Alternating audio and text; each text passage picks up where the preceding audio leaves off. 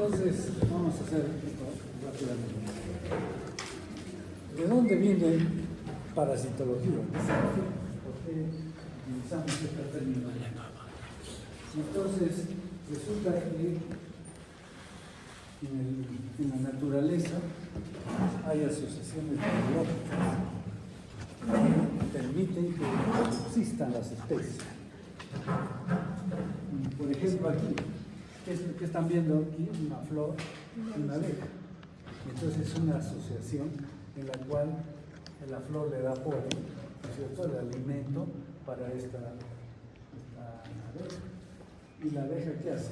¿Cómo contribuye? ¿Cómo retribuye ese favor que le hace la flor? Poliniza. Entonces es una asociación. Entonces, así como existen estas asociaciones, son varias asociaciones en la naturaleza que se han estudiado. Por ejemplo, acá, una de estas asociaciones se llama amensalismo. ¿Qué significa? Amensalismo, que una es indiferente, una especie es indiferente y la otra más bien se perjudica, ¿no?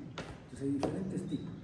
Por ejemplo, acá que están viendo, son árboles, ¿no es cierto?, que crecen tanto en un bosque que no permiten que entre la luz al suelo y por lo tanto acá no puede crecer nada. O sea, afecta a las plantas pequeñas que no pueden desarrollar porque no van a recibir la luz que está siendo cubierta por estos árboles tan grandes. Eso se llama amensalismo. Así como hay en el amensalismo, también hay otra asociación que se llama, bueno, otra que está más relacionada a la medicina también es amensalismo. ¿Y quién descubrió esto, saben? Eso es amensalismo. Fleming, ¿cierto? Sí. Que tenía un cultivo de bacterias, estafilococo, y cayó un hongo, y eso impidió que se desarrolle adecuadamente. Entonces, todo eso es amensalismo. Quiere decir que una se desarrolla sin tener en consideración lo otro, pero indirectamente está afectando a la otra especie. O sea, no se va a beneficiar para nada esta crece independientemente, pero esta se perjudica. Por eso es 0, 1 y menos. Otro es el comensalismo. El comensalismo es una asociación biológica en que una especie se beneficia, casi se beneficia, y la otra es indiferente. Y esto es importante en salud, porque miren, por ejemplo, esto es un quiste de Entamoeba coli, una ameba, ¿no?, que puede estar en nuestro intestino, ahí se desarrolla, pero no nos va a causar daño. Vive en nuestro intestino, le hago un examen de heces a una persona y encuentro que tiene quistes de Entamoeba coli. Estos quistes están muy buenos. Ahí vive, pero no nos causa ningún daño. Pero sí es obligatoria para la ameba, porque si no existen los hombres, no podría existir esta ameba. Solo es comensal y utiliza sus desechos para alimentarse. Entonces, esto es comensalismo, no se beneficia. Entonces, ¿qué pasa si yo me encuentro en un examen de heces de una persona quistes de Entamoeba coli? ¿Qué tengo que decirle a la persona? Que no se preocupe, que eso no le va a causar daño, no le va a dar tratamiento, pero sí estoy en la obligación de decirle que eso lo ha adquirido por malos hábitos higiénicos, porque come verduras sin lavar, etcétera, no se lava las manos. Entonces hay que, así como ha adquirido esta que felizmente no le causa daño, puede haber otras que sí le causan daño, que se adquieren por los mismos métodos, por los mismos mecanismos. ¿Se dan cuenta? Entonces, este comensalismo es importante porque vamos a ver muchos comensales en los exámenes de heces. Entonces, a veces el médico no está bien enterado y le da antiparasitario, todo por gusto. Está haciendo gastar dinero, está haciendo efectos indeseables y no le quiero hacer daño. Bien, mutualismo. El mutualismo en este caso, miren, los dos se benefician. Así como hemos visto de la abeja y la flor, acá también. Y puede ser obligatorio y no obligatorio. Por ejemplo, esta obligatoria. Esto es un rumiante. Y el rumiante se alimenta de celulosa, ¿no es cierto? Pero esta celulosa no puede ser obtenida por el rumiante. Entonces, ¿qué hace? La almacena, por eso es rumiante. La almacena y en ese sitio tiene bacterias. Y esas bacterias, como están en contacto por buen tiempo, descomponen la celulosa y la descomponen en nutrientes y que pueden ser absorbidos por el rumiante. Entonces, es obligatoria para el rumiante, ¿no es cierto?, esta asociación, y también para la bacteria. ¿Qué pasa si le damos antibióticos a estos rumiantes? Matamos estas bacterias y vamos a dificultar la absorción de sus alimentos. ¿Y qué pasa si se mueren los rumiantes? Desaparecerán también estas bacterias porque son propias de los rumiantes. ¿Se dan cuenta? Entonces, es obligatorio para ambos. El beneficio es mutuo. Pues llamo mutuo. Y en esta también el beneficio es mutuo, pero no es obligatorio. Por ejemplo, están viendo ustedes, ¿cómo se llaman estos? Se llaman los búfalos.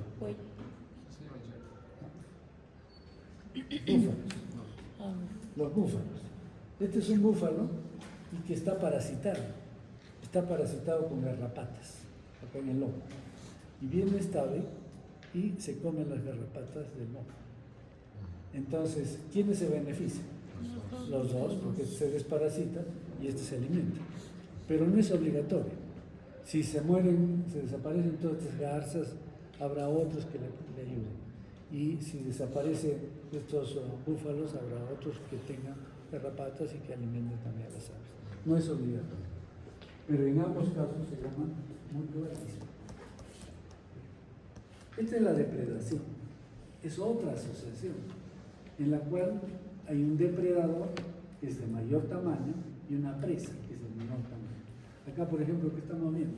La típica, ¿no? El gatito y el ratón. ¿Quién es el depredador? El gatito. El gatito, que es el que se beneficia. ¿Y qué hace el ratón? Pierde.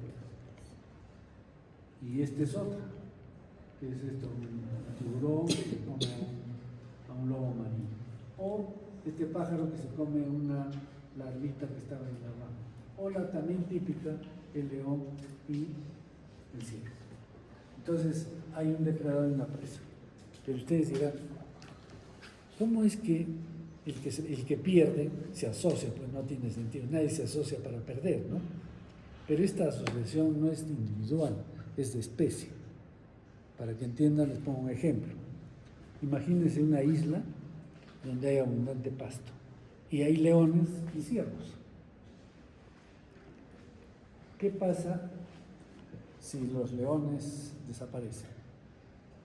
Todos los leones. Los ciervos empiezan a desarrollarse, se comen todo el pasto y finalmente se acaba el pasto y desaparecen los ciervos. ¿Y qué pasa si desaparecen los ciervos? O sea, los leones son depredadores, se comen a los ciervos.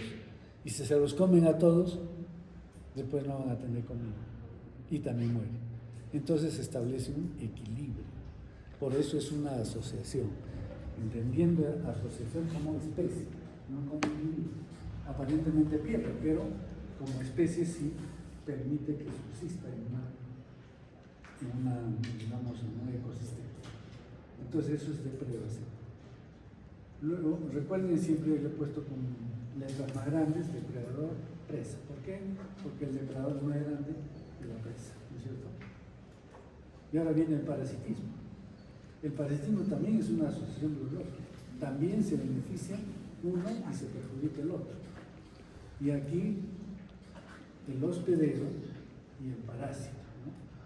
Entonces el hospedero es más grande, lógicamente el hombre, y el parásito es pequeñito. Sin embargo, este parásito le causa daño al hombre. Entonces, ¿quién se beneficia? El parásito. Esto es un hallazgo, es frecuente en nuestra población. Y esa es la que se beneficia. Y ¿Y quién se perjudica? El hombre. Entonces el parasitismo es casi como la depredación, si se dan cuenta. Solo que el depredador, el que se beneficia es el más grande, acá el que se beneficia es el más pequeño. Y es obligatoria. Obligatoria, pero ¿para quién? Para el parásito. Y para los hospedero. Yo hablo de hospedero. Algunos libros van a encontrar que hablan de huésped. Pero el huésped es una palabra en inglés que nos confunde. ¿Cómo es que nos confunde? Porque si tú tienes un alojado en tu casa, ¿qué le llamas? Huésped. ¿Sí? Pero en realidad es un parásito, ¿no es cierto?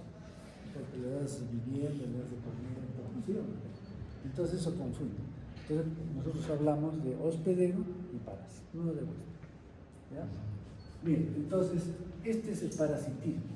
Entonces beneficio para ellos, para el parásito, es obligatoria y la persona se perjudica.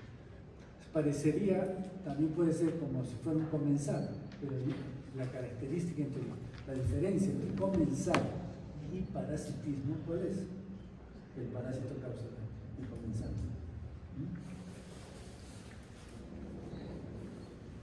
Otra asociación, la foresia, la vamos a ver cuando hagamos artrópodos. Foresia es un mecanismo de transporte. Este es una mosca, Dermatopia omnis, que es capaz de capturar en el vuelo a un mosquito hematófago. ¿Y qué hace este mosquito hematófago? Transporta los huevos que le dejó la mosca hacia un hospedero, a una persona, por ejemplo, a un animal.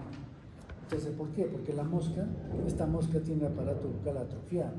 Entonces no tiene por qué acercarse a un animal o al hombre.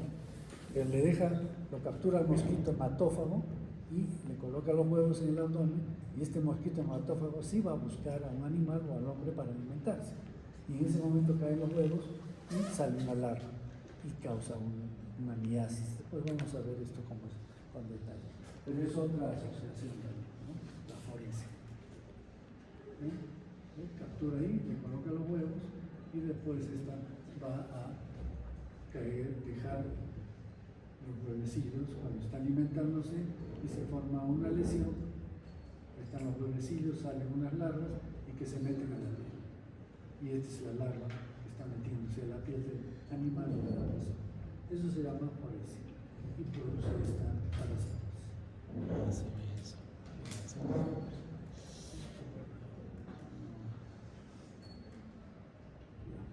Entonces hemos visto asociaciones biológicas, dentro de las cuales está el parasitismo. Y entonces, ¿qué cosa es parasitismo? Es una asociación, ¿no es cierto?, biológica en la cual hay un hospedero y un parásito. El parásito se beneficia causando daño al hospedero. Esa es la definición de parasitismo. Parásitos en realidad pueden ser virus, pueden ser bacterias, todos son parásitos, pero se ha tratado de separar estos tipos de parásitos entre los parásitos más microscópicos, como son virus o hongos, etc. Bien, ¿qué tipos de parásitos hay? El parasitismo puede ser obligatorio o facultativo. ¿Qué quiere decir obligatorio? Puede ser permanente. Por ejemplo, ¿qué será este? Un piojito. Un piojito que lo tenemos en la cabeza, ¿no es cierto? Este piojito produce un parasitismo obligatorio y permanente, porque siempre tiene que ser parásito, y todos los días, y todas las noches. Uno que quiere, le sacamos un piojito a una persona y le ponemos en una placa Petri. ¿Qué pasará con ese piojito? Se muere. Se muere porque no puede, tiene que estar alimentándose permanentemente. Entonces es un parasitismo obligatorio permanente. Pero puede ser periódico, como el que hemos visto. Este parasitismo que se llama miasis, estas son larvas que se meten a nuestra piel, pero solamente son parásitos cuando son larvas, en un periodo de su vida. No son parásitos como adultos, que es la mosca. No son parásitos como huevos, solamente cuando son larvas. Entonces, en un periodo de su vida son larvas. Y después, cuando completa su desarrollo, se caen al suelo y se convierten en adultos. Pero solamente es parásito cuando es larva. Por eso es parasitismo periódico. Otro es el parasitismo temporal. ¿Cómo es el parasitismo temporal? Esta es una pulga. Y una pulga viene, se acerca a nosotros, nos pica, saca sangre y se va. Ha hecho parasitismo, porque está sustrayendo sangre. Pero no se queda, se va. No es como el piojo que sí se queda. Nos pica y entonces temporal. Y hay otro parasitismo que es facultativo. Digamos, ya no es obligatorio, sino facultativo. ¿Qué significa? Que no debería de ser parásito, pero puede suceder. Esta es la mosca común, la mosca que vemos ahí. ¿Es parásito? No. Viene, puede alimentarse de nuestros alimentos, nos puede contaminar, es un vector biológico, mecánico, ¿sí? Pero no es parásito. Pero, ¿qué pasa si un paciente tenemos abandonado, tirado en su cama, entonces le aparecen unas lesiones, ¿no es cierto? ¿Qué lesiones? ¿Cómo se llaman eso? Escaras. Y entonces la escara da mal olor y atrae a estas moscas, que es la mosca común. Y deja sus huevos ahí, salen larvitas y comienzan a comerse su tejido. Entonces no debería ser parásito, pero dadas ciertas condiciones aparece el parasitismo. Entonces, accidental. Bien. ¿Qué parásitos vamos a estudiar? Los helmintos. Los helmintos son estos gusanos. Estos son áscaras que vamos a ver en la primera clase, gusanos. Pero hay varios tipos de gusanos. Otros son protozoos. Por ejemplo, ¿qué puede ser esto? Eritrocito. Es un eritrocito y este es un Trypanosoma cruzi que produce la enfermedad de Chagas, que ha sido muy frecuente acá en Arequipa, felizmente ya no tenemos. Y este es un artrópodo, este es un ácaro que produce la sarna humana, ¿no? Entonces son diferentes tipos de y entonces dentro de los helmintos tenemos los nematodos, que son los gusanos cilíndricos, más llamados redondos, pues no son redondos, es como un lapicero. El lapicero redondo no, es cilíndrico, ¿no es cierto? Entonces son los nematodos. Los céstodos son las tenias, como tallarines, ¿no es cierto? Planos, aplanados en forma de cinta.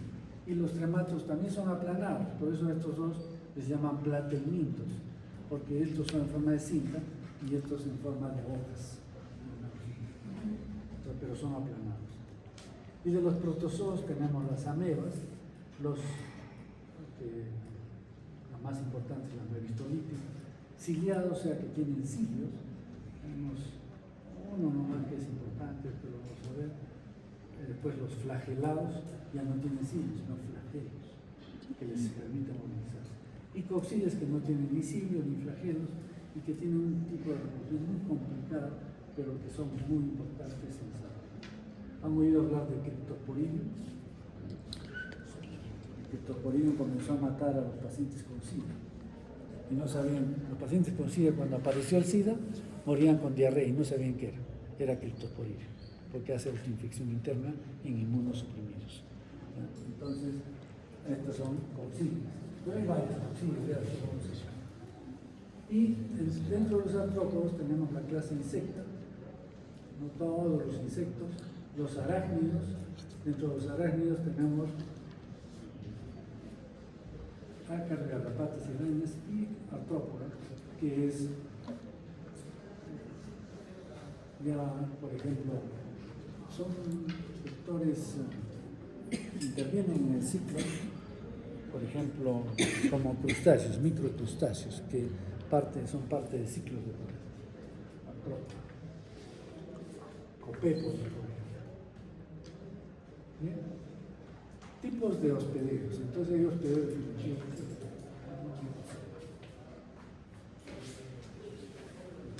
Hospedero definitivo. ¿Qué cosa es hospedero definitivo?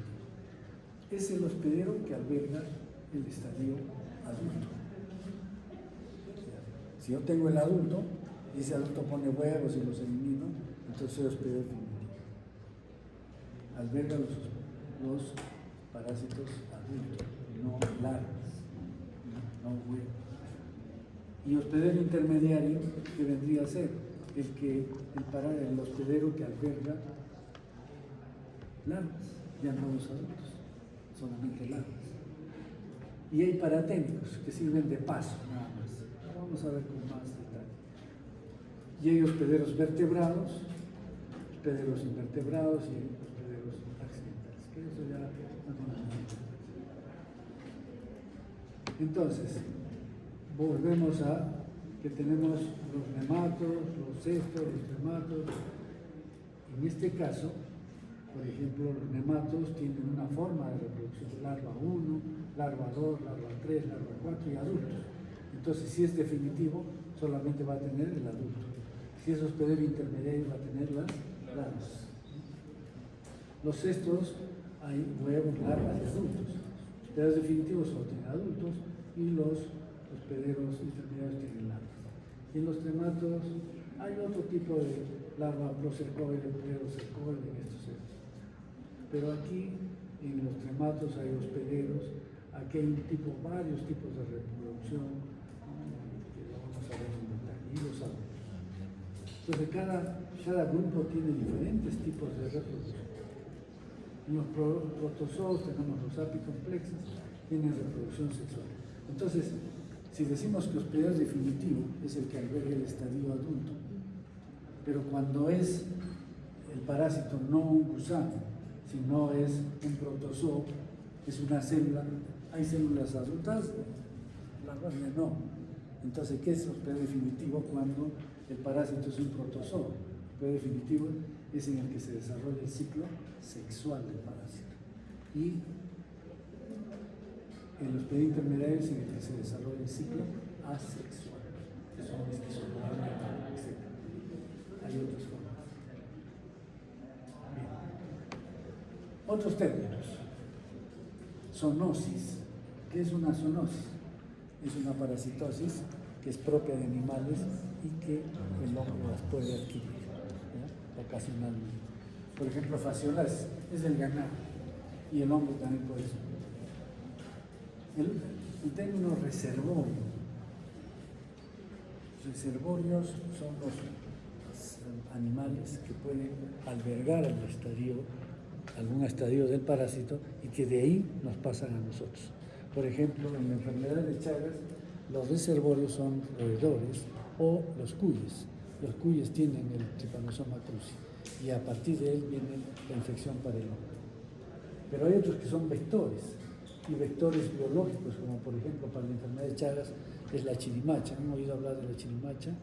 ¿Ya? Entonces la chirimacha pica a un reservorio, le saca el protozoo y nos pasa a nosotros. Es un vector biológico. Y hay vectores mecánicos, como una mosca que solo se contamina y va y lo lleva de un sitio para otro. Entonces tenemos infección parasitaria. Es importante esto que conozcan. Por ejemplo, en la enfermedad de Chagas, uno se infecta con T. cruzi y solamente el 10% hace la enfermedad. Los otros tienen el parásito, están infectados, pero no están enfermos, porque no tienen ni síntomas ni signos. Y pueden morirse de cualquier cosa menos de esta enfermedad. Entonces, pero enfermedad parasitaria, ¿cuándo es? Cuando ya presentan signos y síntomas. Periodo prepatente. El periodo prepatente es desde que un hospedero se infecta hasta que puede infectar a otra persona. Por ejemplo, en Ascaris, que vamos a ver, come huevos de Ascaris en los alimentos, se está infectando. Desde ese momento pasa el tiempo hasta que él empieza a eliminar huevos y puede infectar a otras personas. Todo ese ciclo se llama periodo prepatente. El periodo patente es el tiempo que vive el parásito en el hombre, en el hospedero. ¿Y periodo de incubación qué es? Eso deben saber en epidemiología. Periodo de incubación es desde el momento en que se infecta una persona hasta que empieza a presentar síntomas.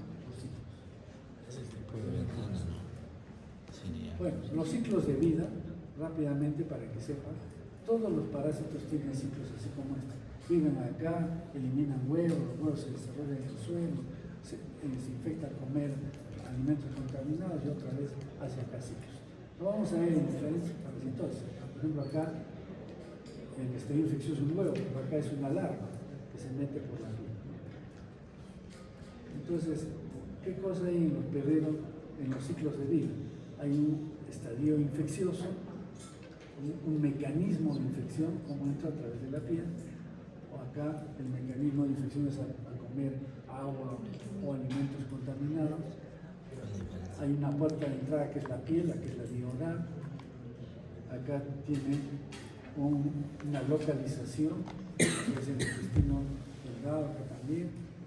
Luego tenemos un mecanismo de transmisión, como es a través del fecalismo, o sea que a través de la eliminación de heces. Entonces, no confundan mecanismo de transmisión con mecanismo de infección. El mecanismo de infección es como uno se infecta, y el mecanismo de transmisión cómo transmite a otras personas. Este es el estadio de salida, que es un huevo, ¿no? Acá también es un huevo, y ya se completa el ciclo. Entonces, cada parasitosis tienen que aprender los ciclos. Esa es la base. Lo demás es sentido común, pero si no saben con qué se infecta, si es con un adulto, con un huevo, con una larva, pues ya no saben nada. Y la organización, todo tiene que saber. Entonces, los ciclos es lo único que tienen que aprender así prácticamente de memoria. Entonces, hay un daño que puede ser diferente. Por ejemplo, hay daño mecánico, destructivo, hay un daño expoliosis, tóxico, alérgico, inflamatorio. Mecánico puede ser compresivo, obstructivo. Por ejemplo, un cisticerco se mete a un vaso sanguíneo en el cerebro o en el cuarto ventrículo y obstruye el líquido cefalorraquídeo. Ya, ese es un daño obstructivo, mecánico, destructivo. Aquí una ameba que tiene enzimas comienza a destruir el intestino. Eso es destructivo. El daño expoliatriz. Expoliar significa sustraer. Por ejemplo, un ascaris que está en el intestino, ¿qué daño nos causa? Expoliatriz. Se come nuestros nutrientes. Otros comen sangre. También es un daño expoliatriz. Tóxico alérgico. Todas estas sustancias están hechas de proteínas o glucoproteínas extrañas para nosotros. Y si entran a nuestros tejidos, va a producir un daño tóxico alérgico. Y esto va a significar también un daño inflamatorio. ¿La inflamación es buena o mala? Es buena, hasta cierto límite. Pero si el parásito sigue ahí, permanece, comienza a producir un daño inflamatorio que ya es un daño.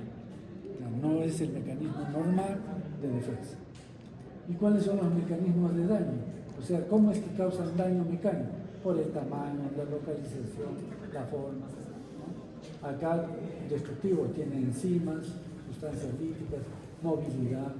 Expoliatriz, depende del número de gusanos, su alimentación. Otros que tienen sustancias anticoagulantes para sacar mayor cantidad de sangre. Y tóxico alérgicos son antígenos que sensibilizan a la persona, ¿no? Y el inflamatorio depende de la reacción de los pederos, porque nos tomamos un antiinflamatorio, se acabó el asunto, pero no lo hemos notado, ¿no?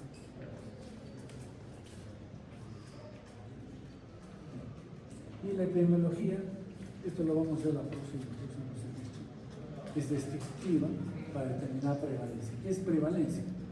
Es la proporción de personas que están infectadas. Por ejemplo, acá, la prevalencia de uso de gafas, ¿no? Entonces cuento cuántas gafas, y cuento todo. Ese porcentaje, eso se llama prevalencia en la cifra. Mientras que la incidencia es el número de casos nuevos que se van presentando. Esto lo vamos a ver en detalle en las próximas horas. Y la epidemiología también es analítica. ¿Por qué? Porque determina factores de riesgo, modificables y no modificables, de la biología humana, factores ambientales, estilos de vida, todos son factores de riesgo para adquirir el parasitosis. Bueno, ya. Medidas de prevención, mecanismos de control, instrucción de letrina, por ejemplo. El mecanismo de control va contra los mecanismos de transmisión. Y medidas profilácticas, es como un mecanismo de infección. O sea, si el mecanismo de infección es consumir alimentos mal lavados, ¿cuál será la prevención? La profilaxis. Porque yo tengo que lavar los alimentos o a tomar agua libre. Eso es profilaxis. Pero para el control, eso no va a controlar. Yo voy a evitar, yo voy a hacer que no me infecte, pero ¿y el resto de la población? No. Entonces el control es contra los mecanismos de transmisión. Entonces cuando hacemos el diagnóstico, tenemos un antecedente epidemiológico de dónde viene. Es importante. Por ejemplo, en selva hay unas parásitos que no tenemos acá. ¿Qué manifestaciones clínicas? Eso ya nos orienta al diagnóstico. Y después, cuando ya tenemos una sospecha clínica, ¿qué hacemos? Un examen de la para ya encontrar el parásito. Entonces,